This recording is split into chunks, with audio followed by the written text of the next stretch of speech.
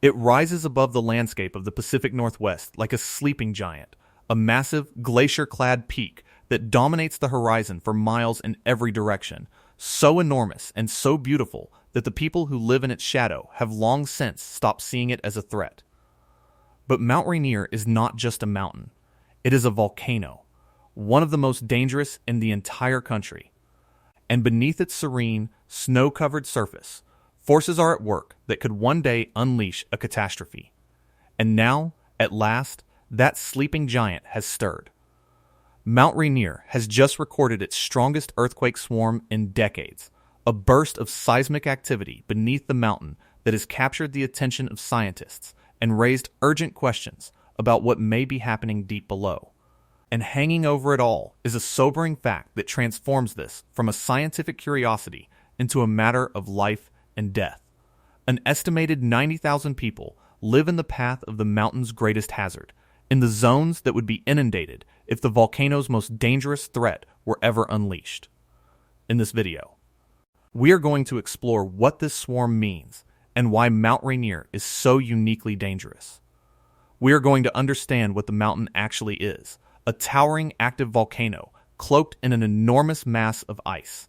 We are going to explain the Lahar, the volcanic mudflow that is the mountain's deadliest hazard, and why the combination of ice and nearby populated valleys makes Rainier one of the most dangerous volcanoes in the country.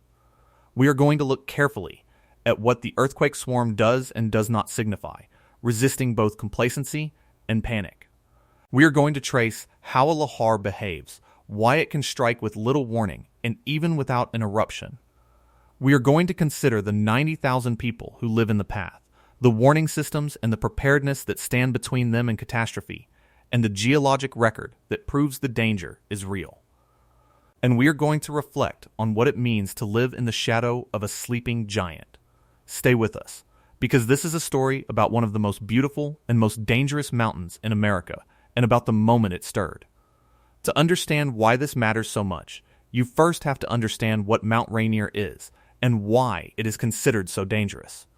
It is a stratovolcano, a towering, steep-sided volcano of the kind that produces some of the most violent eruptions on Earth, and it is one of the most prominent and massive peaks in its region.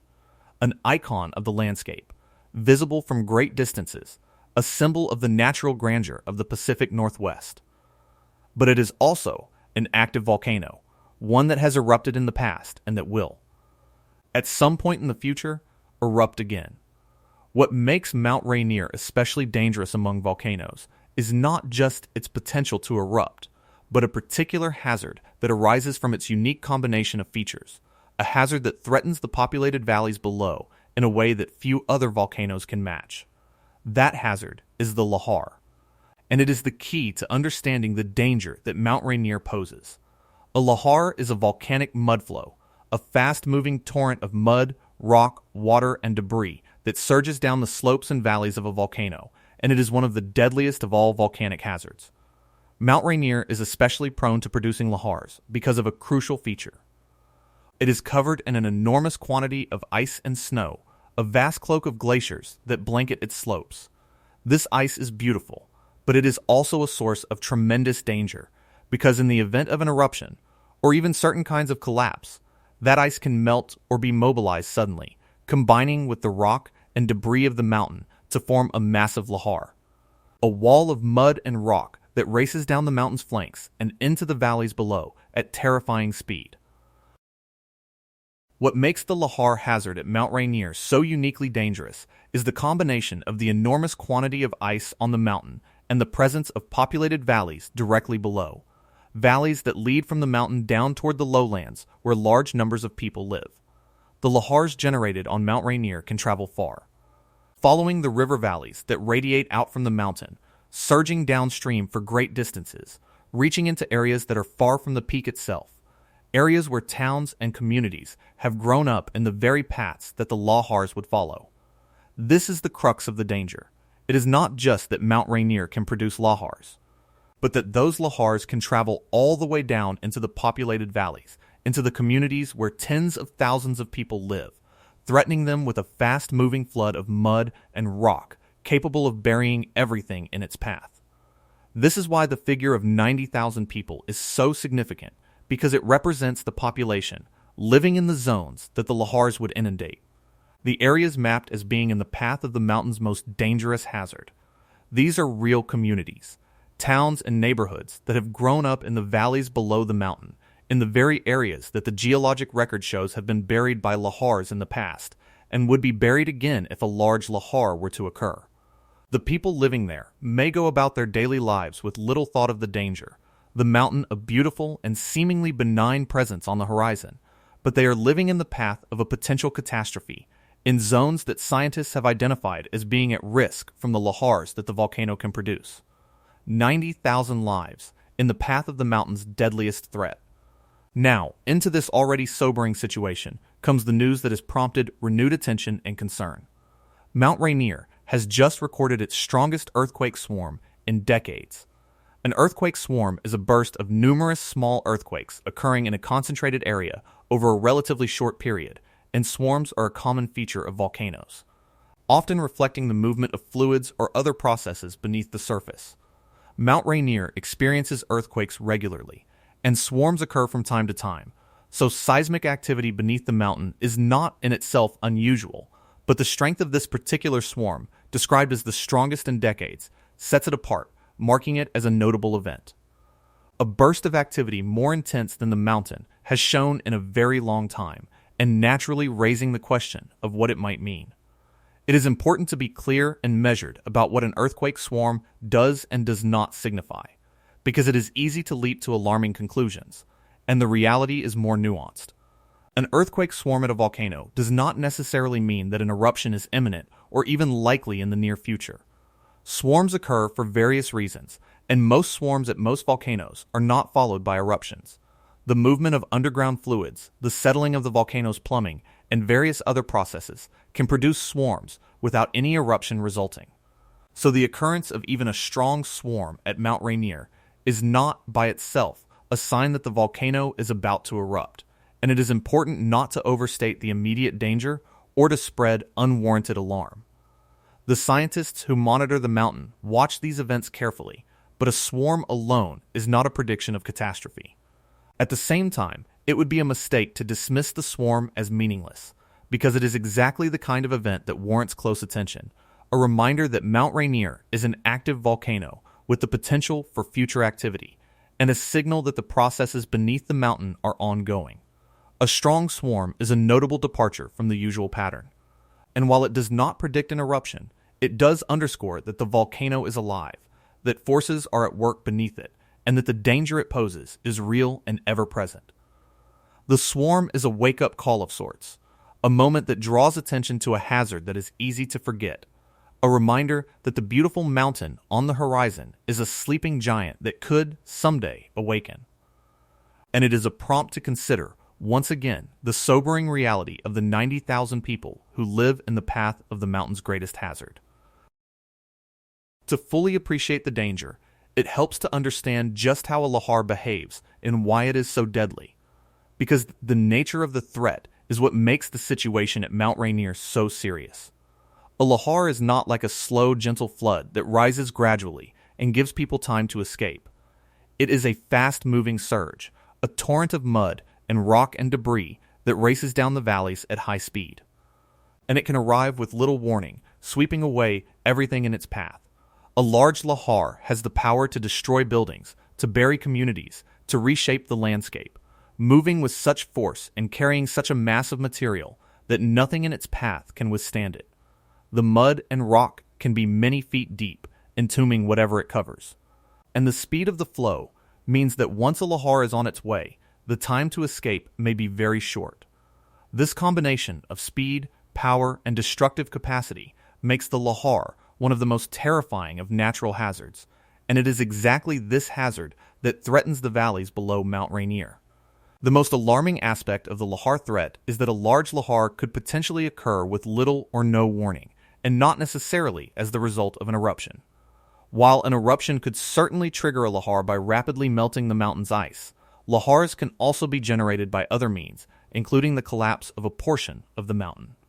Over time, the volcanic rock of the mountain can be weakened by the heat and the chemical processes associated with the volcano, and a portion of the weakened mountain could give way, generating a lahar even without an eruption to trigger it. This possibility of a lahar occurring suddenly and without the warning that a building eruption might provide is one of the most frightening aspects of the Mount Rainier hazard, because it means that the danger to the valleys below is not entirely dependent on the mountain showing clear signs of an impending eruption. A catastrophe could, in principle, begin with little warning.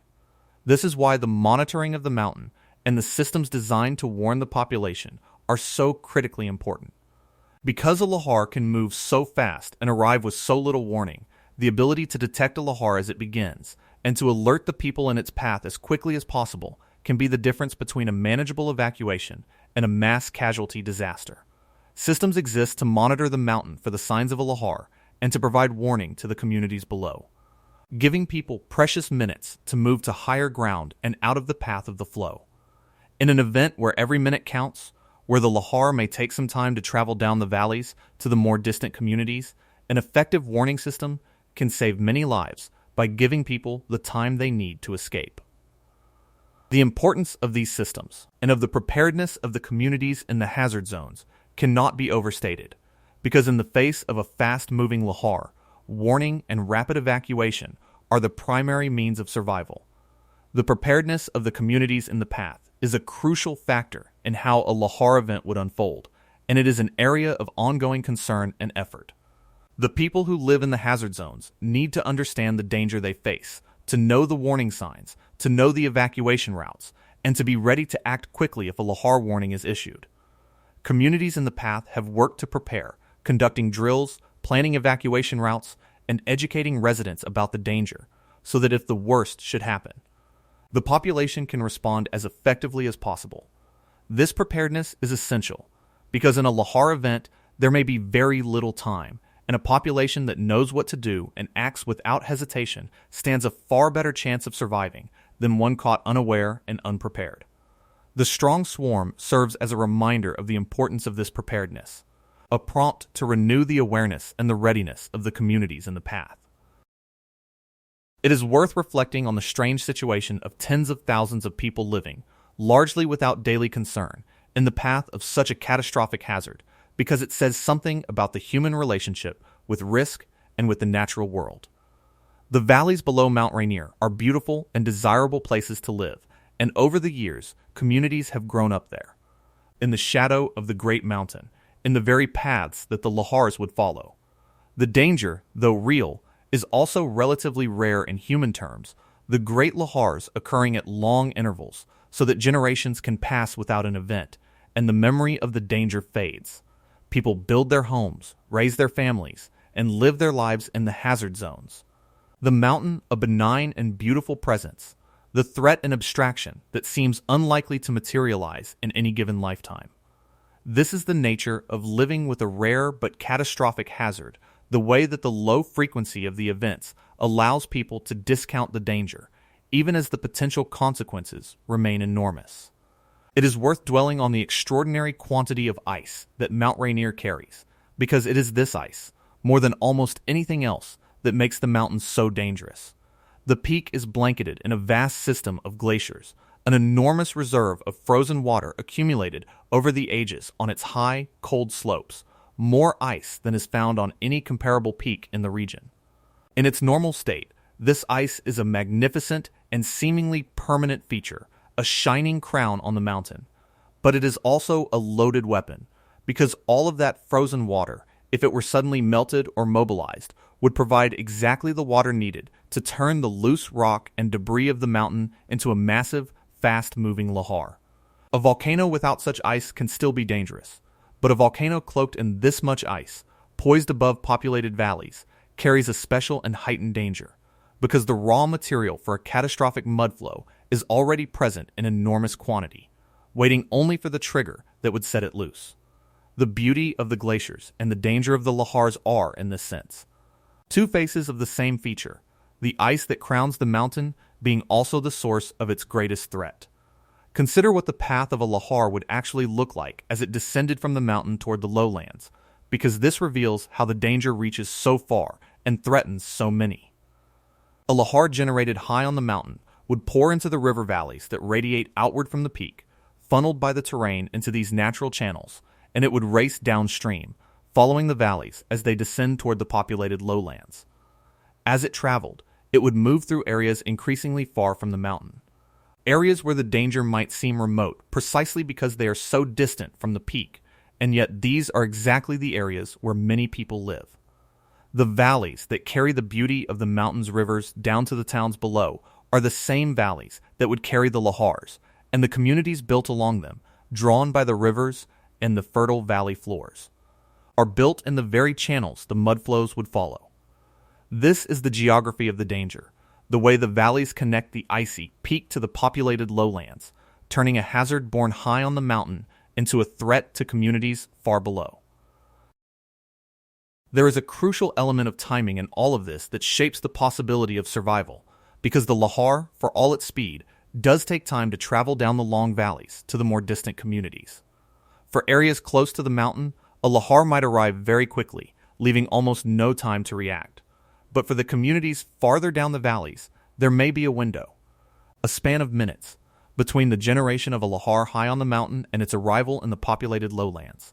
This window is precious, and it is the reason that warning systems and rapid evacuation can make such a difference, because if a Lahar can be detected as it begins and the warning transmitted instantly to the communities in its path, the people there may have just enough time to move to higher ground before the flow arrives.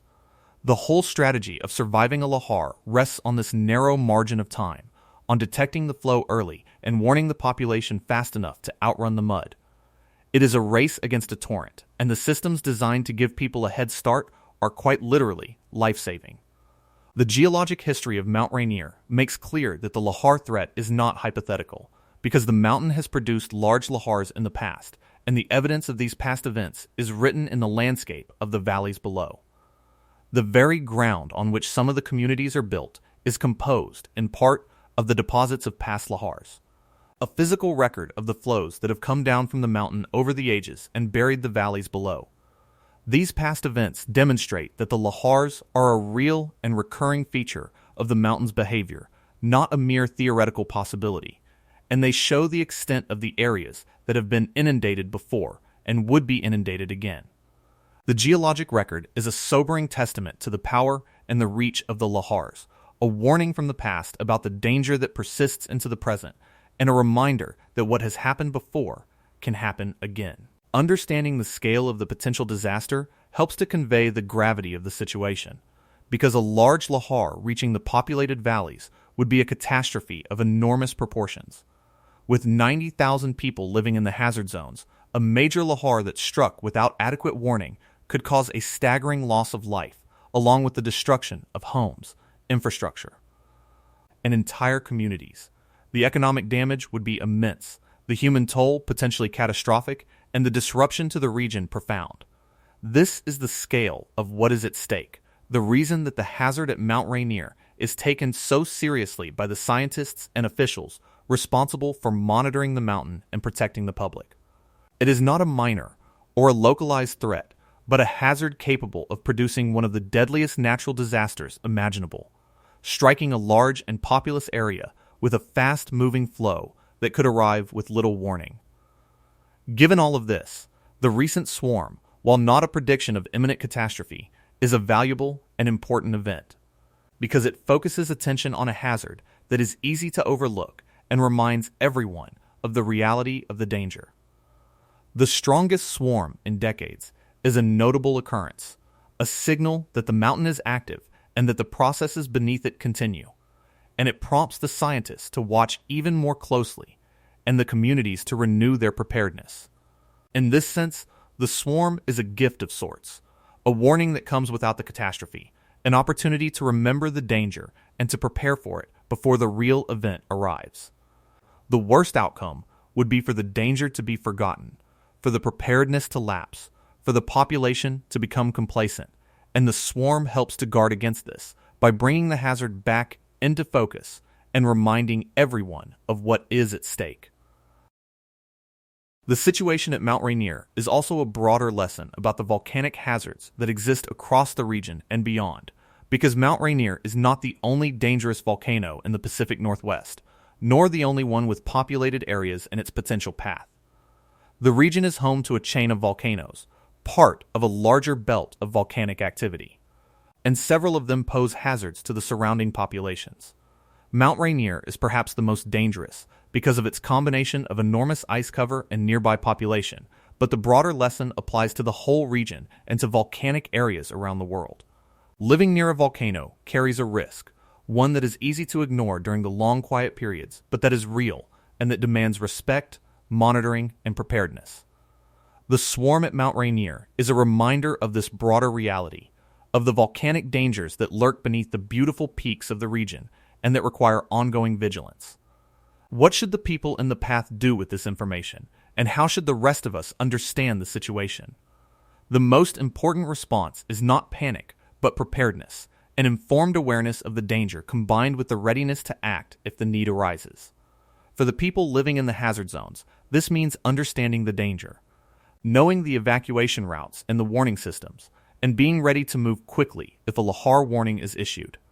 It means paying attention to the guidance of the authorities and taking the hazards seriously without living in constant fear. For everyone else, it means understanding that the danger is real, that the monitoring and the preparedness are important, and that the resources devoted to watching the mountain and protecting the population are well spent. The swarm is a moment to reflect on these things, to renew the commitment to preparedness, and to appreciate the importance of the systems that stand ready to provide warning if the mountain should ever unleash its greatest hazard. In the end, the story of Mount Rainier's strongest swarm in decades is a story about a beautiful and beloved mountain that is also a sleeping giant, a volcano with the potential to unleash a catastrophe on the tens of thousands of people who live in its shadow. The swarm is not a prediction of disaster, and it is important not to overstate the immediate danger. But it is a powerful reminder of the reality of the hazard, a signal that the mountain is active, and that the threat it poses is real and ever-present. The 90,000 people who live in the path of the mountain's Lahars are living with a rare but catastrophic danger, one that is easy to forget during the long quiet periods, but that could, someday, materialize with devastating force. The swarm brings that danger back into focus, and in doing so, it serves a valuable purpose, reminding everyone of what is at stake, and prompting the vigilance and the preparedness that are the best defense against the day when the sleeping giant finally stirs in earnest. Mount Rainier has spoken in the language of earthquakes, and what it is saying is that it is still alive, still capable, still